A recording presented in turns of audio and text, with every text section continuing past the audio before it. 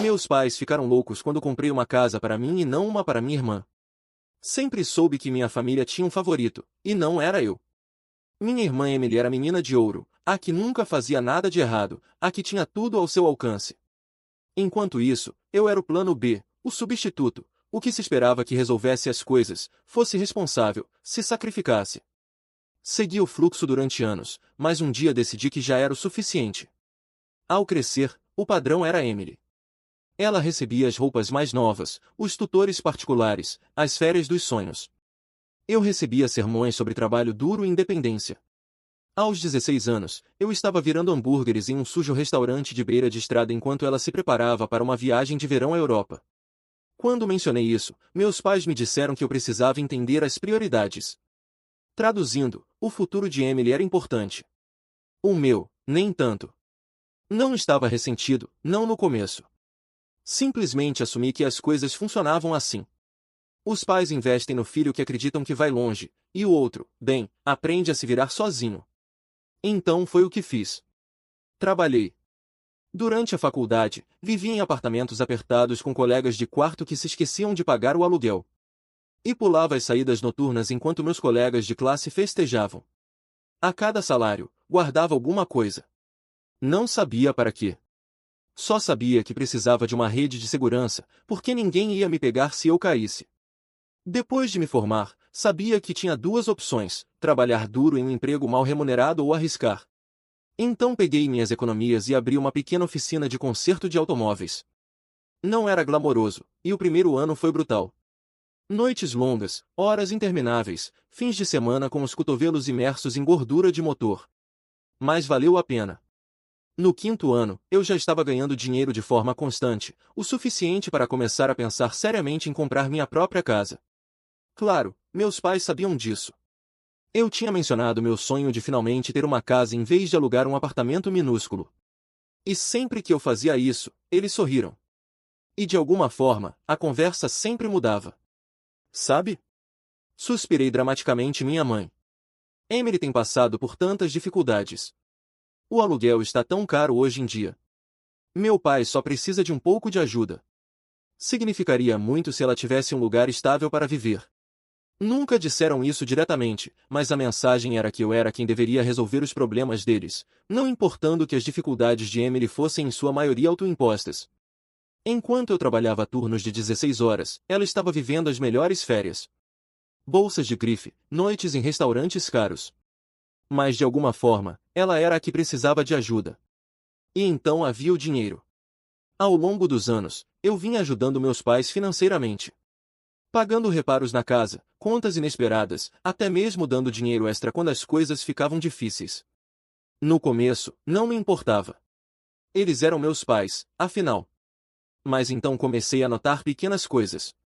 Minha mãe sempre tinha uma bolsa nova ou meu pai de repente tinha um relógio novo e elegante. No começo, pensei que talvez estivessem economizando. Mas então percebi para onde o dinheiro estava indo. Para Emily. Meus pais não estavam passando por dificuldades. Estavam simplesmente canalizando minha ajuda diretamente para o estilo de vida deles. Então ouvi uma conversa que mudou tudo. Eu estava na casa dos meus pais para deixar algo. Não planejava ficar muito tempo, mas ao passar pela cozinha, ouvi meu nome.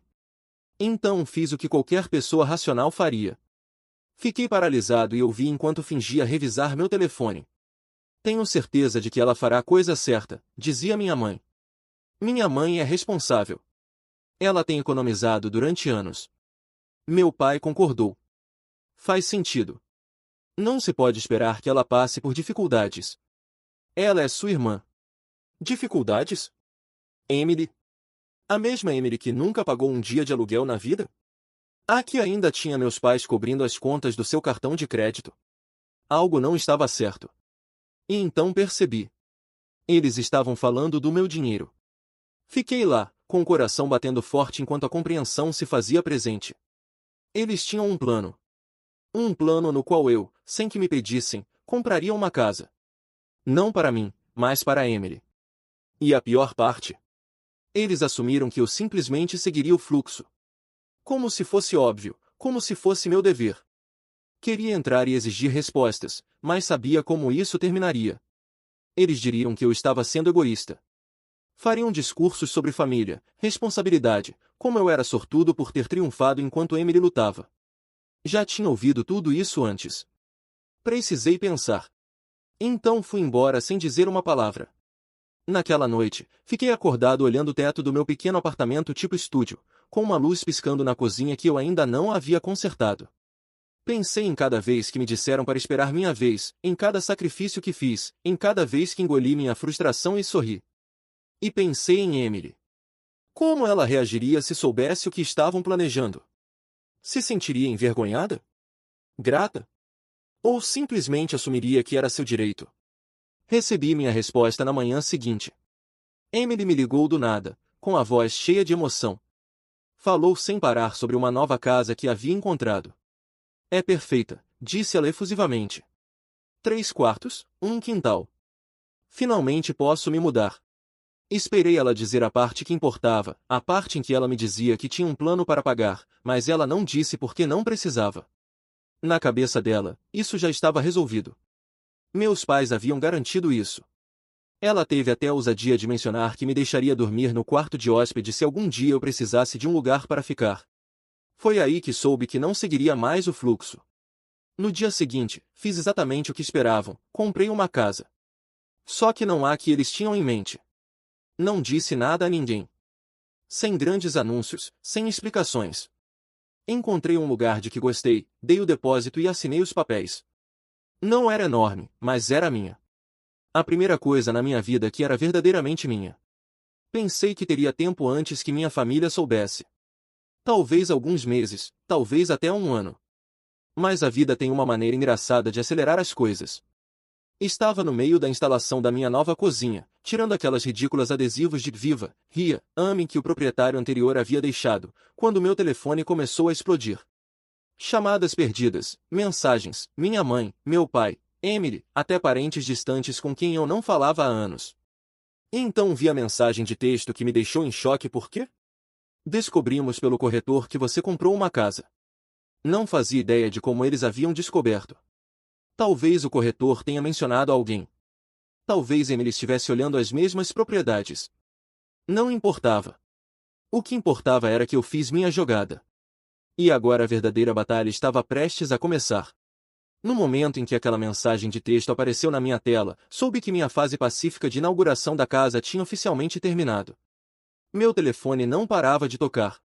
Chamadas, mensagens, algumas bravas, outras preocupadas, todas com a mesma traição. Ignorando todas. Se eu atendesse agora, me veria arrastado para uma conversa onde distorceriam tudo para que eu fosse o vilão. Em vez disso, voltei a instalar minha casa. O dono anterior havia deixado um papel de parede horrível na sala de estar. E se eu tivesse que lidar com algo estressante hoje, seria isso. Então o interfone tocou. Já sabia quem era. Poderia sentir no osso. Quando abri a porta, meus pais estavam lá, parecendo menos pais amorosos e mais executivos corporativos, prontos para discutir meu descumprimento de contrato. O rosto da minha mãe era uma mistura de decepção e dor, o tipo de olhar reservado para quando eu costumava me esquecer de ligar para casa. Meu pai estava com os braços cruzados, como se estivesse prestes a negociar uma aquisição hostil. Antes que pudessem entrar, me preparei. Os próximos 20 minutos foram exatamente o que acusaram de culpa. Todo o discurso de somos uma família. Minha mãe falou sobre como Emily estava desolada e não sabia onde viveria agora. Meu pai deixou claro que estavam contando comigo para fazer o certo. E o meu favorito lembrete de que, depois de tudo o que fizeram por mim, era assim que eu pagava. Tudo o que fizeram por mim. Como fazer eu pagar o aluguel quando era adolescente? Como esperar que eu financiasse minha própria educação enquanto eles pagavam o guarda-roupa de designer de Emily? Como deixar eu trabalhar em 2 empregos enquanto ela curtia escapadas de fim de semana a um spa? Em todo caso, eu tinha pago 10 vezes mais. Podia sentir que minha paciência estava se esgotando. Mas em vez de explodir, fiquei em silêncio.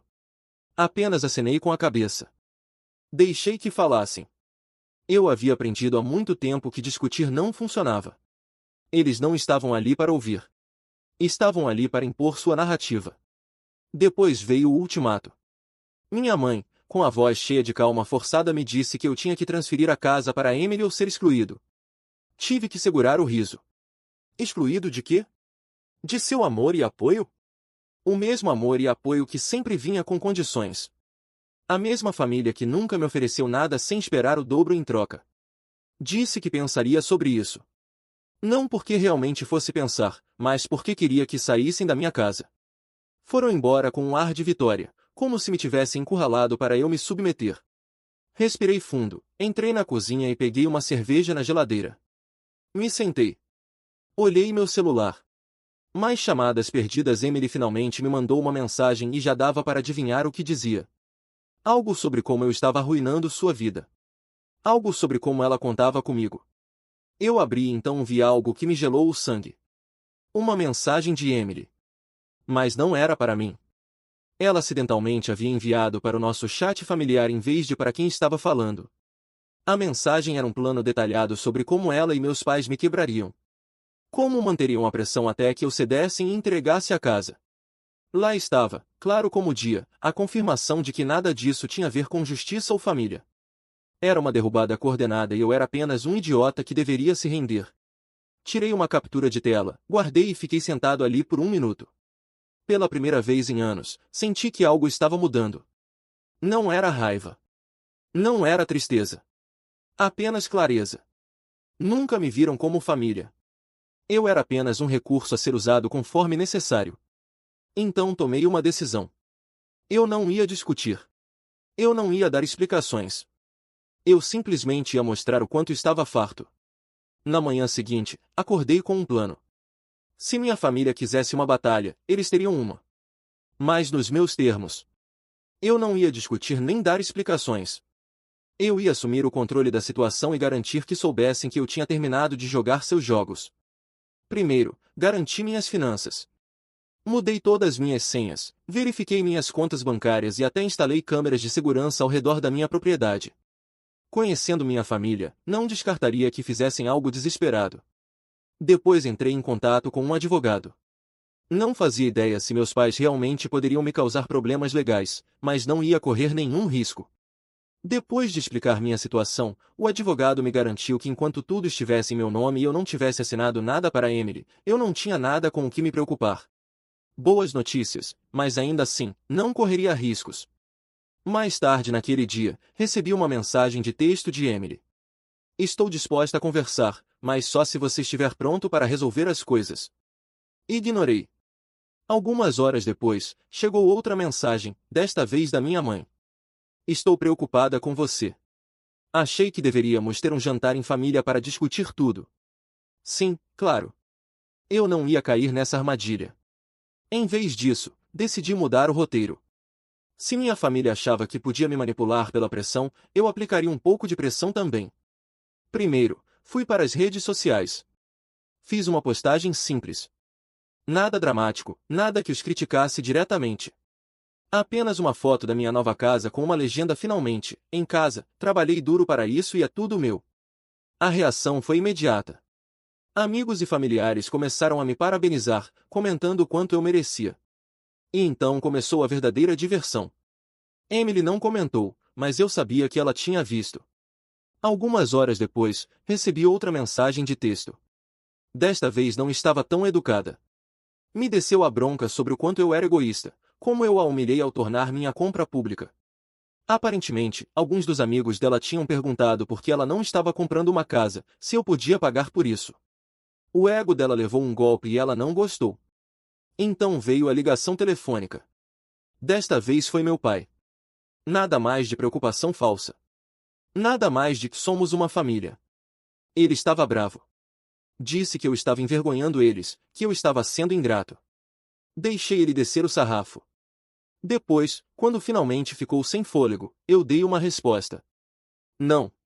Foi então que começaram as ameaças. Se você não fizer a coisa certa, pode esquecer de ser bem-vindo em nossa casa. Novamente. Minha resposta me soou uma situação onde todos ganham. Pela primeira vez na vida, eu não me senti culpado por manter minha posição. Eu não sentia que lhes devia nada, porque a verdade era que eu não devia nada a eles. Bloqueei o número de Emily.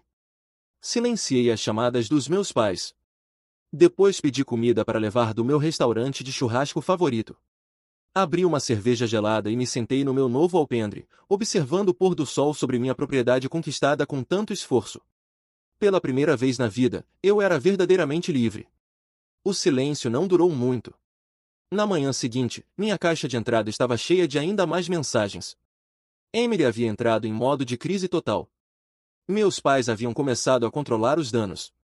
Aparentemente, alguns parentes tinham visto minha postagem e começaram a fazer perguntas. A última coisa que meus pais queriam era que as pessoas fora do seu pequeno círculo percebessem o quão ruim realmente estava a situação. Quase podia ouvir suas conversas. Minha mãe tentando freneticamente dar uma reviravolta na história para não ficar mal, meu pai reclamando do dever familiar e de como eu os traí. E Emily, bem, ela tinha pirado. Ela não só estava desabafando no chat de grupo familiar, como também estava expressando suas queixas nas redes sociais. Verifiquei suas últimas postagens, longos e dramáticos textos sobre como sua vida estava difícil, como ela foi traída pelas pessoas mais próximas a ela e como estava lutando para encontrar um lugar para morar. Quase engasguei com meu café quando vi que ela havia começado um GoFundMe. Isso mesmo, ela tinha criado uma campanha de financiamento coletivo chamada Ajude Emily a conseguir a casa que ela merece. A ousadia era quase impressionante. A descrição era ainda melhor. Ela se apresentava como a irmã em apuros cujo irmão impiedoso havia se recusado a ajudar nela hora de necessidade. Convenientemente, omitindo a parte em que ela esperava uma casa de graça e não tinha feito absolutamente nada para conquistá-la. Um total de $250, provavelmente doados por algum de seus amigos igualmente mimados. Tive que admitir que fiquei um pouco decepcionado. Se você vai cometer uma fraude, pelo menos faça ela parecer realista. Mesmo assim, a situação estava ficando ridícula. Eu precisava acabar com isso antes que saísse de controle. Eu não estava interessado em transformar isso em uma disputa familiar online, mas também não ia deixar que sujassem meu nome na lama. Então decidi lançar uma última bomba. Fiz uma nova postagem, mas desta vez incluiu alguns recibos, capturas de tela reais da mensagem de texto que Emily me havia enviado, onde admitia abertamente que planejava com meus pais me pressionar a dar a casa a ela. Não adicionei nenhum comentário, apenas as capturas de tela, com um título simples esclarecendo alguns mal-entendidos. A internet fez o resto. Em questão de horas, as pessoas começaram a criticá-la. Os amigos que a apoiavam cegamente antes, de repente ficaram em silêncio. Alguns até se viraram contra ela. Percebendo que tinham sido manipulados, Emily apagou seu GoFundMe e bloqueou suas contas nas redes sociais. Meus pais também não estavam lidando bem com a pressão. Aparentemente, alguns parentes decidiram entrar em contato comigo para perguntar por que achavam que estava certo exigir uma casa do filho, enquanto mimavam a filha. No fim do dia, o chat de grupo familiar ficou em silêncio. Não havia mais mensagens de culpa, nem chamadas passivo-agressivas. Só silêncio. E foi glorioso. Me deitei, assistindo o sol se pôr no horizonte. Meu telefone, felizmente livre de notificações. Tinha uma bebida gelada na mão, uma lista de reprodução das minhas músicas favoritas tocando ao fundo. E pela primeira vez em anos, eu não estava esperando cair o próximo golpe. Não estava preocupado com o que minha família pensava ou se havia feito a coisa certa. Eu havia feito o que era certo para mim, e isso era o suficiente. O silêncio durou uma semana inteira. Sem chamadas, sem mensagens de texto, nada. Eu esperava que meus pais tentassem uma última jogada desesperada, mas pela primeira vez, parecia que eles haviam entendido que eu não ia ceder. Talvez a vergonha pública finalmente tivesse afetado eles. Talvez estivessem se reorganizando. De qualquer forma, eu não estava confortável. Então, logo quando eu estava me adaptando à minha nova vida, chegou a próxima surpresa. Um correio certificado. Um envelope grosso com o endereço de retorno de meus pais, do tipo que nunca traz boas notícias. Me sentei à mesa da minha cozinha com café numa mão, uma faca de abrir cartas na outra, me preparando para qualquer bobagem que estivesse lá dentro. Era uma notificação legal. Meus pais estavam me ameaçando processar. Tive que ler 2 vezes para garantir que não estava alucinando. Segundo o documento, eles afirmavam que eu os enganei, fazendo-os acreditar que estava comprando a casa para o benefício da família e que eu havia enriquecido injustamente às custas deles. Era absurdo. Eu nunca fiz uma única promessa a ninguém sobre dar minha casa de presente. Mas a desesperança deles havia atingido novos níveis. A melhor parte. Exigiam uma compensação financeira pela angústia emocional que causei em Emily. Isso mesmo. Ela estava tão angustiada por não ganhar uma casa de graça, que acharam que merecia dinheiro. Fiz o que qualquer pessoa racional faria. Ri. Então liguei para meu advogado. A conversa foi breve. Meu advogado mal conseguiu conter sua própria diversão quando me disse que esse caso não tinha chance alguma de se sustentar no tribunal. Na melhor das hipóteses, era uma tática de medo. Na pior, uma última tentativa desesperada de manipular para que eu cedesse. De qualquer forma, eu não estava preocupado, mas também não ia deixar barato. Se quisesse intensificar as coisas, eu intensificaria também. Fiz algumas chamadas adicionais. Uma para o meu banco, apenas para verificar 3 vezes se tudo estava bloqueado. Outra para um chaveiro para reforçar a segurança da minha casa. Depois fiz o que sabia que os levaria ao limite. Enviei uma carta certificada para meus pais em resposta, avisando-os de que qualquer assédio adicional resultaria em ações legais. 2 dias depois, as chamadas telefônicas começaram novamente. Primeiro minha mãe, depois meu pai, depois Emily. Ignorei todos. Deixaram mensagens de voz, algumas se desculpando, outras ainda tentando me culpar. A de minha mãe foi a melhor. Ela foi de soluços para a fúria em uma única mensagem, exigindo saber como eu poderia virar as costas para minha própria família por algo tão pequeno como uma casa. Pequeno? A ironia quase me derrubou. Se era tão pequeno, por que estavam dispostos a ir a tribunal por isso? Finalmente, no terceiro dia, atendi. Quando meu pai ligou, ele pulou as formalidades, foi direto ao ponto. Eles desistiriam de tudo se eu apenas aceitasse chegar a um acordo com Emily. Eu disse que não havia nada a resolver. Isso foi a gota d'água. Ele explodiu despotricando sobre como eu era egoísta, como os havia traído, como nenhum filho dele trataria a família dessa maneira. Era o tipo de discurso que eu já tinha ouvido uma dúzia de vezes. Mas dessa vez, não senti nada. Deixei ele falar. Então, quando finalmente se cansou, eu disse com firmeza que não tenho mais nada a dizer. Desejo o melhor. Espero que sigam em frente. E desliguei. E foi isso. As ameaças legais cessaram. A culpa desapareceu. Meus pais finalmente pareceram entender que eu não ia ceder. E Emily, bem, ficou em silêncio. Ou percebeu que não conseguiria nada de mim, ou encontrou outro alvo para se agarrar. Pela primeira vez em minha vida, me senti livre. Não mais manipulação, não mais obrigações. Só. Tá gostando do vídeo? Então dá essa força, deixa seu like, segue o canal e ativa as notificações. Sua interação ajuda muito a gente a continuar trazendo histórias assim. Eu. Minha casa, um futuro que realmente me pertencia, havia vencido. As primeiras semanas de liberdade foram uma adaptação. Eu passei tanto tempo esperando pela próxima rodada de manipulação que se senti estranho acordar sem temer uma mensagem passivo-agressiva ou outra emboscada familiar. Minha casa realmente se sentia como um lar agora, não apenas um lugar que eu tinha que defender. Pela primeira vez, pude me concentrar em mim mesmo. Adotei uma rotina sólida de acordar cedo, ir para a academia, cozinhar refeições de verdade em vez de comprar fast food.